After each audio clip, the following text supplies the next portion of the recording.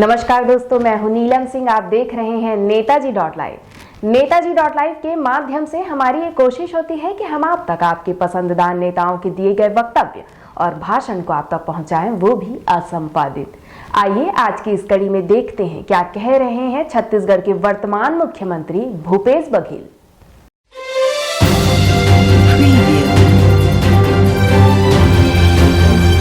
आज सावन सोमवार है, सबको बधाई शुभकामनाएं। भोलेनाथ सबकी मनोकामना पूरी करे।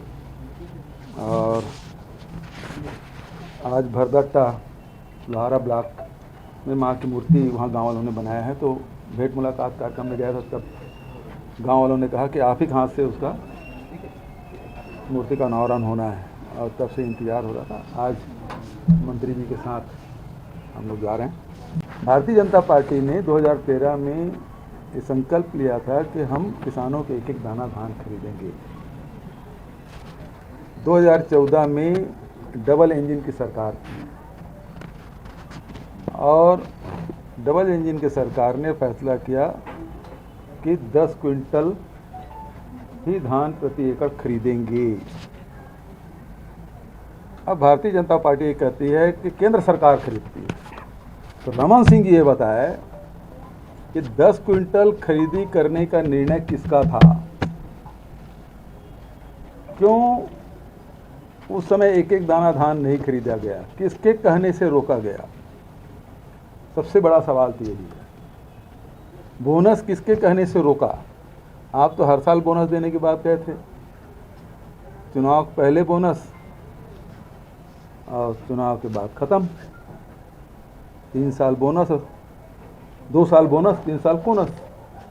इस नीति पे रमन सिंह जी चले, और रमन सिंह जी लगातार किसानों को ठगने का काम किया। 1 बार ठगाए, 2 बार ठगाए, 3 बार ठगाए, बार बार किसानों को आप नहीं ठग सकते।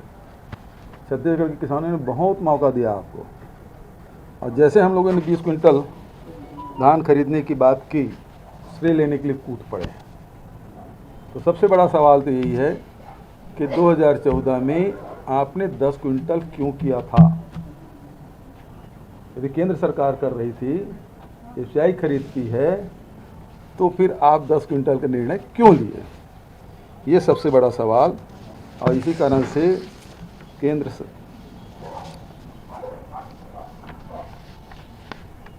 छत्तीसगढ़ के किसानों ने 2018 में 15 साल की सरकार को 15 सीट में समेट दिए। अब तो 13 रह गए। तो मैं तो यही कहूँगा, सजन रे झूठ मत बोलो। बहुत झूठ बोल लिए। अब इस झूठ के सहारे जनता के बीच में, किसानों के बीच में आप नहीं जा सकते। और रमन सिंह ने 15 साल में ऐसा कोई सगा नहीं जिसको रमन सिंह ने ठगा नहीं। सबको ठगने का काम किया।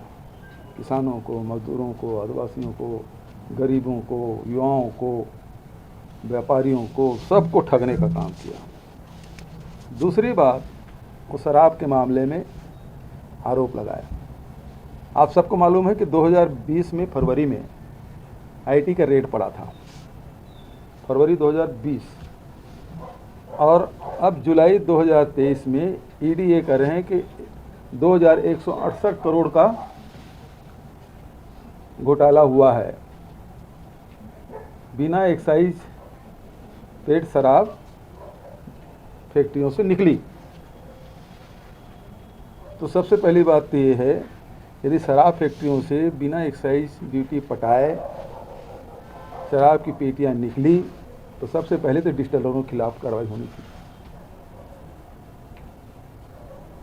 क्योंकि जिम्मेदारी उसकी थी और वहाँ जो पदस्थ अधिकारी उसकी थी। उन पे तो कार्रवाई हुई नहीं, और न उसके अचल संपत्ति अटैच किए, न उनके बैंक को सीज किए, बैंक खाते को सीज किए। और जब ईडी कार्रवाई करती है, आईटी कार्रवाई करती है, तो बताती है कि अचल संपत्ति हमने पकड़ा। जब 2168 करोड़ का आप आरोप लगा रहे हैं, तो कितने संपत्ति जब्त किए, किसकी, कहीं आसपास है भी। और इसकी शुरुआत किसने की थी। 2017 में रमन सिंह की सरकार ने ये पॉलिसी बनाई। इस पॉलिसी के अंदर उन्होंने सारे दुकान को शासकीय किया, कॉरपोरेशन के माध्यम से खरीदी की व्यवस्था की, प्लेसमेंट एजेंसी के माध्यम से मेन सप्लाई का काम किया, मेन पावर सप्लाई का, और केवल 3 डिस्टिलर ही देसी शराब कॉरपोरेशन को सप्लाई करेंगे। ये कार्टेल बनाने का काम रमन सिंह ने किया। मैं इनकी सब बात मानने के तैयार हूँ, लेकिन वो बताए कि अपने 2014 में उन्होंने 10 क्विंटल धान खरीदी, प्रति एकड़ खरीदी के फैसले क्यों किए? यदि केंद्र सरकार कर रही है तो इसको रोका किसने किसानों को धान खरीदी करने से? सबसे बड़ा सवाल तो ये, किसने रोका? रमन सिंह बताए, भारतीय जनता पार्टी बताए कि 2014 में आपने किसानों के धान खरीदी का 10 क्विंटल खरीदने का फैसला क्यों किया? बचत उत्तर तो मैं दे दूंगा। मार्केट के माध्यम से हम लोन लेते हैं, पिछले समय 22,000 करोड़ लिए, इस साल वो राशि और बढ़ेगी क्योंकि पिछले साल 107 लाख मीट्रिक टन खरीदे थे। इस साल जो लक्ष्य है 125 लाख, और मैं समझता हूँ 140 लाख मीट्रिक टन तक के जाएगा। बारिश भी अच्छी हो रही है, फसल भी अच्छा होगा। तो रमन सिंह जी केवल ये बताया कि उन्होंने 10 क्विंटल खरीदने का फैसला क्यों किया, किसके दबाव में किया, किसानों के साथ अहित क्यों किया, लाखों किसानों के भविष्य के साथ खिलवाड़ क्यों किया, आर्थिक क्षति क्यों पहुंचाई? सबसे बड़ा सवाल तो ये।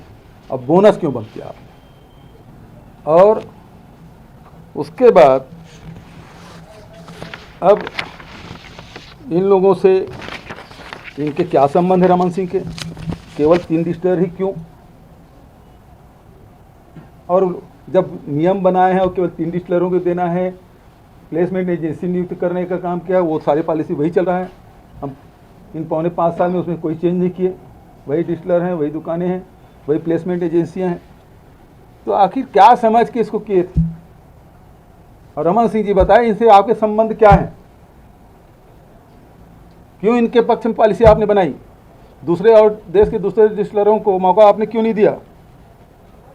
और 2018-19 में आप देखें इस पॉलिसी के तहत 3,900 करोड़ के राजस्व की प्राप्ति हुई, और आज वो बढ़ के 6,500 करोड़ हो गया। मतलब 2-1.5 गुना से भी ज़्यादा राजस्व की आय हुई। उसके बाद भी ये कहते हैं कि इसमें बिना एक्साइज ड्यूटी पेड किए वहाँ से शराब निकली। हमने उसे संज्ञान में लिया है और तीनों डिस्टिलरों को और जो 4 अधिकारी पदस्थ थे उनको नोटिस जारी किया गया है। यदि सही पाया गया तो एक एक पाई वसूल किया जाएगा, राज्य सरकार उसे छोड़ेगी नहीं। राज्य के राजस्व में यदि कमी आई है, ये सिद्ध होता है, तो उनके खिलाफ कार्रवाई भी की जाएगी और एक एक पाई वसूली भी की जाएगी। लेकिन रमन सिंह जी ये बताए इनके साथ संबंध कितने गहरे संबंध थे, इस कारण से इनके लिए पॉलिसी बनाई उन्होंने। 2020 का मामला, आज 2023 जुलाई, तो इसका मतलब ये है इस चुनाव देखकर ही ये सब, क्योंकि वो लड़ नहीं पा रहे हैं, तो फिर ये ईडी के माध्यम से वो लड़ना चाहते हैं, आईटी के माध्यम से लड़ना चाहते हैं। बचत न इनके साथ किसान, मजदूर, गरीब, आदिवासी, महिला, युवा, कोई इनके साथ नहीं है। केवल सरकार को बदनाम करने का षड्यंत्र इनके द्वारा किया जा रहा है। सर बड़ी चेहरे इसे किस तरह से देखते हैं? 3 चेहरे में कौन कौन से हैं? ब्रिजमोहन जी, पांडे जी और अजय चंद्राकर जी। मैं तो इन लोगों से कह रहा हूँ, आप कितना भी यहाँ विधानसभा में चिल्ला के बोले, आप लोग जब तक रमन सिंह को नहीं हटाएंगे आप लोगों का भविष्य गड़बड़ रहेगा। अभी भी देख लीजिए, पूरी कमेटियों में रमन सिंह के चला। विष्णुदेव साय जी गए, धर्मलाल कौशिक जी गए केंद्रीय कार्यकारिणी में, लेकिन इनके साथ, और ये तीनों हटा दिए गए, इनके किसी आदमी को नहीं रखा गया। और देखिए, जो लोग जीवन भर भारतीय जनता पार्टी की सेवा किए उनको तो घर बिठा दिया गया या लूप लाइन में डाल दिए। विजय बघेल जी जो कांग्रेस में थे, मेरे ब्लॉक कांग्रेस कमेटी के अध्यक्ष थे पाटन के, फिर वो निर्दलीय लड़े, फिर एनसीपी में विधानसभा चुनाव लड़े, अब वो भारतीय जनता पार्टी घोषणा पत्र बनाएंगे। तो जिसको भारतीय जनता पार्टी का आइडियोलॉजी पूरा मालूम नहीं, जिसको उन्होंने जिया नहीं है ना, वो घोषणा पत्र बनाएंगे। ये भारतीय जनता पार्टी, देखो ये अपना जो प्रदेश अध्यक्ष बनाए आंध्र प्रदेश के दुर्गापति पुरंदेश्वरी, पहले किसमें थी? अब वो प्रदेश के अध्यक्ष बने हैं। पंजाब में देखिए जाखड़ जी, वो कांग्रेस में थे, वो भारतीय जनता पार्टी के अध्यक्ष हो गए। मतलब ये है कि भारतीय जनता पार्टी के शीर्ष नेतृत्व को प्रदेश में अब नेताओं का अकाल हो गया है, उनके पास कोई नेतृत्व अब रहा नहीं। यही बात मैं कहना चाहता हूं। Thank you. आपने देखा क्या कह रहे थे छत्तीसगढ़ के वर्तमान मुख्यमंत्री भूपेश बघेल। इसी तरह हमारे चैनल में बने रहने के लिए चैनल को लाइक करें, शेयर करें और सब्सक्राइब करें। नमस्कार।